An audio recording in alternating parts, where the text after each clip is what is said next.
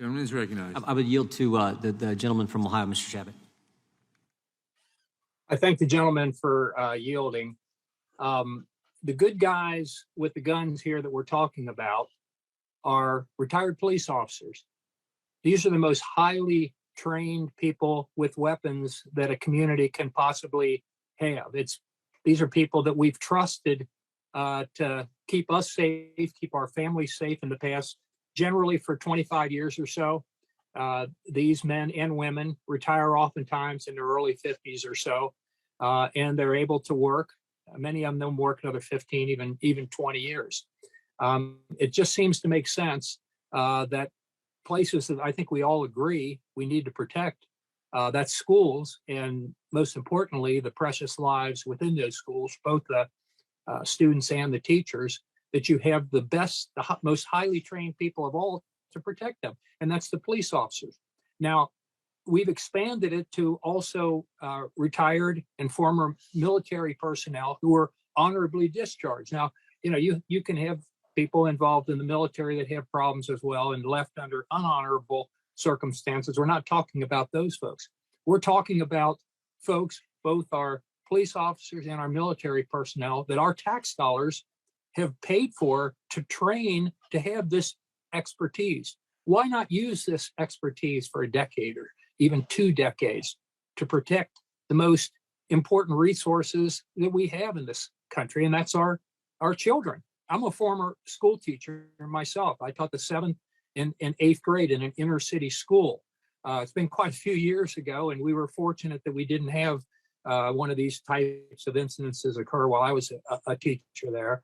And most schools don't have that happen, but unfortunately far too many do.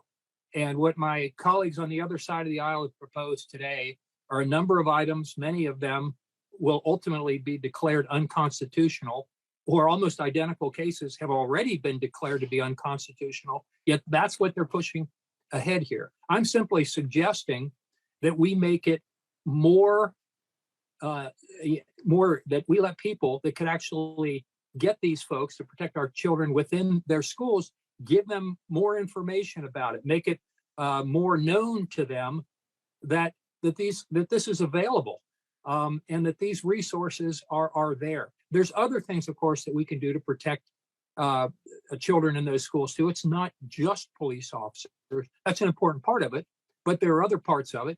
And again, I want to compliment John Rutherford, a former sheriff, one of our colleagues from Florida, who had a lot of experience in this area as former law enforcement himself, for pushing not just the police officers, but also metal detectors as an option, more training for the teachers to try to identify those troubled students who might ultimately somewhere down the road participate in some sort of incident like this, where they target fellow students or younger students or anybody for that matter.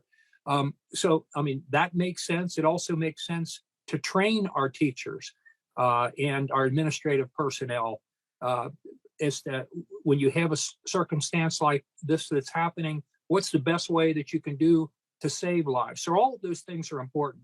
Those are things that we can and are doing right now, but we can do a lot more.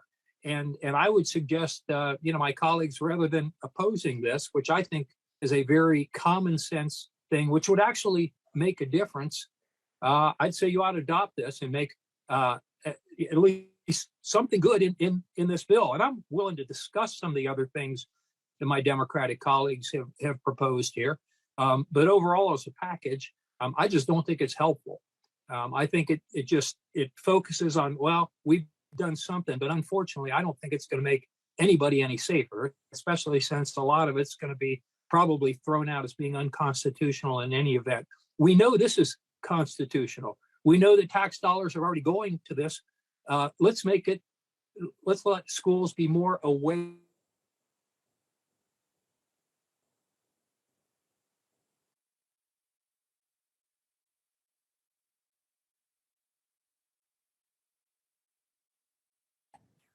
Mr. Chairman, I cannot hear him.